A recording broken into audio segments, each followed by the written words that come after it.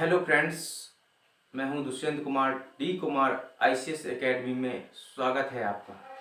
तो आज हम लोग एक नए टॉपिक पर बात करने जा रहे हैं, अनुसूचित जाति आयोग। ठीक है, आपको बता दें कि अनुसूचित जाति और अनुसूचित जनजाति का एक लंबा इतिहास रहा है। इन्हें हम लोग दलित भी कहते हैं, शूद्र के नाम से भी जानते हैं। तो SC/ST का एक लंबा इतिहास रहा है। और भारत में जैसे कि अगर हम इसके इतिहास पर जाएं तो आप प्राचीन काल का जब आपको इतिहास पढ़ाएंगे तो बताया जाएगा कि भारत में वर्ण व्यवस्था थी और इसमें ब्राह्मण, क्षत्रिय, वैश्य और शूद्र 4 वर्णों का उल्लेख किया गया था। ठीक है, तो ब्राह्मणों का काम क्या था, क्षत्रियों का काम क्या था, वैश्यों का काम क्या था, शूद्रों का काम क्या था, इस पर हम लोग चर्चा करेंगे। फिलहाल हम लोग संवैधानिक निकाय पढ़ रहे हैं और संवैधानिक निकायों में हम लोगों को आज अनुसूचित जाति आयोग पर बात करनी है। इसके बाद में जनजाति आयोग पर बात करेंगे। बहुत ज़्यादा अंतर नहीं है। अगर आप को ये समझ में आ गया तो हो सकता है कि वो भी समझ में आ जाएगा बहुत ही आसान शब्दों में। तो आपको बता दें कि न केवल भारत बल्कि विश्व के हर देशों में कुछ ना कुछ व्यवस्थाओं में कमी रहती है। जैसे अगर हम लोग अफ्रीका जाएं तो अफ्रीका में जो ब्रिटिशर्स लोग थे वो व्यापार करने के लिए आए थे, जैसे कि भारत में आए थे। वो वहां पर व्यापार करने के लिए आए और फिर उन्होंने उन इलाकों को जीत लिया आर्मी की दम पर और पैसे की दम पर। उन क्षेत्रों को जीत लिया। इसके बाद वहां पे रूल ओवर करना स्टार्ट कर दिया। ठीक है, शासन करना उन लोगों पे स्टार्ट कर दिया और फिर बाद में ब्लैक एंड वाइट का मुद्दा चलने लगा।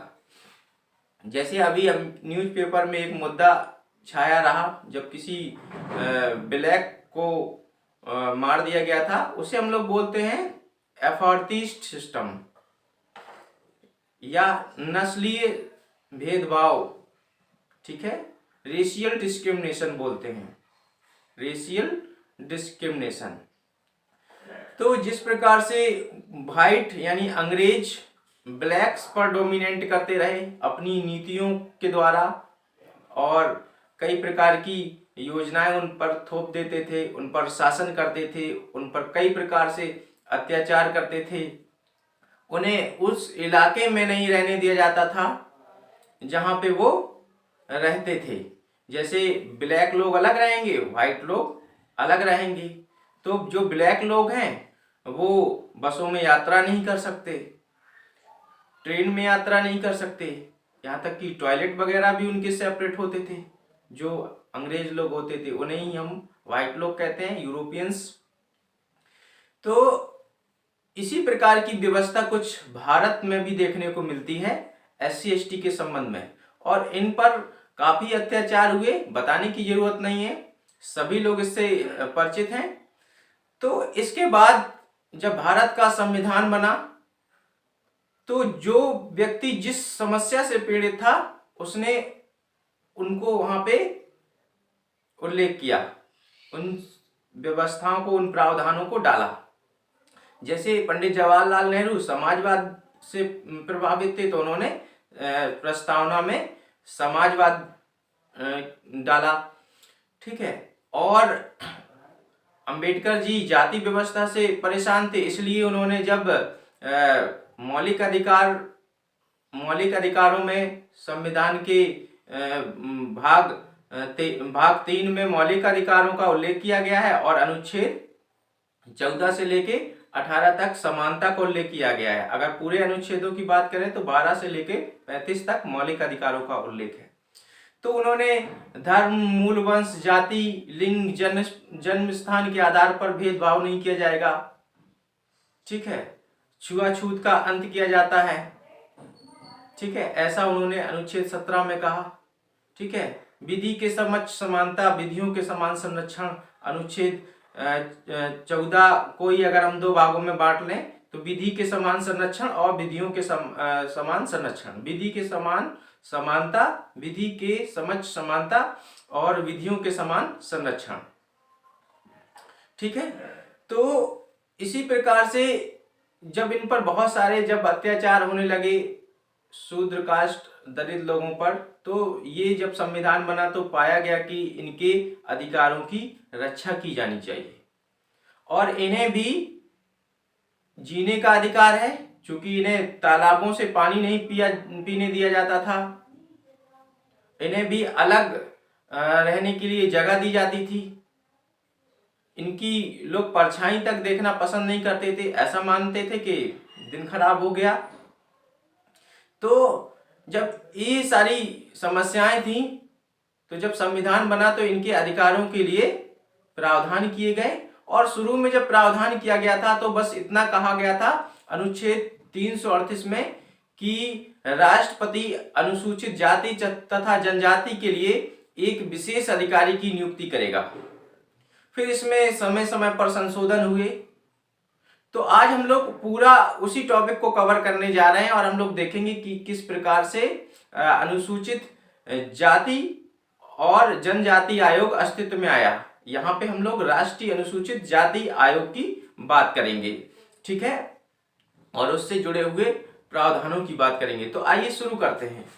तो संविधान के अनुच्छेद 338 में प्रावधान है कि SC/ST के लिए एक राष्ट्रपति एक अधिकारी नियुक्त करेगा और 65वां संविधान संशोधन 1990 में किया गया और एक बहुसदस्यीय SC/ST आयोग की स्थापना की गई। इसका मतलब होता है schedule caste and schedule tribes. Schedule caste माने अनुसूचित जाति और अनुसूचित जनजाति। तो एक बहुसदस्यीय SC/ST यानी अनुसूचित जाति जनजाति आयोग की स्थापना का प्रावधान किया गया। किस अनुच्छेद के तहत? अनुच्छेद 338 के तहत। किस संविधान संशोधन के तहत? 65वां संविधान संशोधन 1990 में किया गया। फिर जरूरत समय बदला, समय के साथ जरूरतें बदली, ये एक राजनीतिक मुद्दा बन गया, वोट बैंक का मुद्दा बन गया। फिर 89वां संविधान संशोधन किया गया 2003 में। तो अनुसूचित जाति तथा जनजाति आयोग को अलग अलग कर दिया गया, ठीक है। 89वां संविधान संशोधन 2003 में किया गया और अनुसूचित जाति और जनजाति आयोग को अलग अलग कर दिया गया।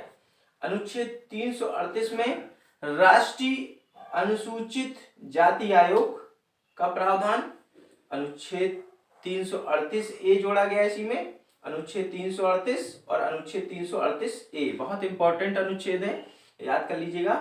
तो अनुच्छेद 338 ए में राष्ट्रीय अनुसूचित जनजाति आयोग, ध्यान दीजिए, अनुच्छेद 338 में राष्ट्रीय अनुसूचित जाति आयोग और अनुच्छेद 338 ए में राष्ट्रीय अनुसूचित जनजाति आयोग। संरचना क्या होगी आयोग की? तो दोनों में ही क्या होता है, एक अध्यक्ष, उपाध्यक्ष और 3 सदस्य होते हैं। नियुक्ति, सभी की नियुक्ति राष्ट्रपति के द्वारा होती है। अध्यक्ष और उपाध्यक्ष को कैबिनेट मंत्री का दर्जा प्राप्त है।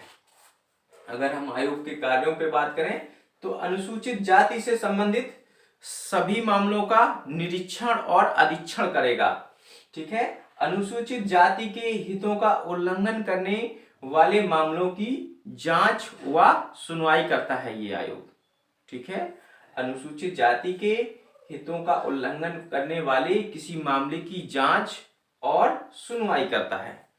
इनके संरक्षण संबंधित मामलों की जांच रिपोर्ट राष्ट्रपति को दी जाती है, ठीक है। और इसके बाद राष्ट्रपति इस रिपोर्ट को संसद के दोनों सदनों में रखवाता है, ठीक है।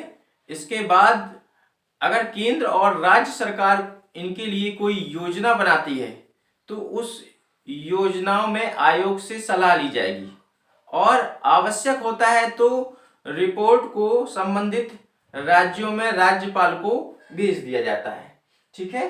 तो राष्ट्रपति रिपोर्ट को संबंधित राज्य के राज्यपालों को भी भेजेगा। राज्यपाल इस रिपोर्ट को दोनों सदनों के सभा पटल पर रखवाएगा। अनुसूचित जातियों के संरक्षण सामाजिक आर्थिक कल्याण तथा विकास के लिए सिफारिश करना। ठीक है, केंद्र व राज्य सरकार के द्वारा SC/ST से संबंधित नीतियों के बारे में आयोग से परामर्श ली जाएगी। ठीक है, यानी अभी मैंने बताया आयोग SC/ST से संबंधित योजनाओं की निगरानी करता है। तो उम्मीद करते हैं कि ये लेक्चर आपको समझ आया होगा। आप लोग मुझे कमेंट्स में ये जरूर बताया करिए कि वीडियो आपको कैसा लगा, ताकि हम आपके लिए अगला वीडियो और जल्दी लेके आएंगे। और अभी आपको एक वीडियो दिया जा रहा है, जल्दी आपको 2 या 3 वीडियो दिए जाएंगे, जिससे कि आपका सिलेबस जल्दी से जल्दी खत्म किया जा सके।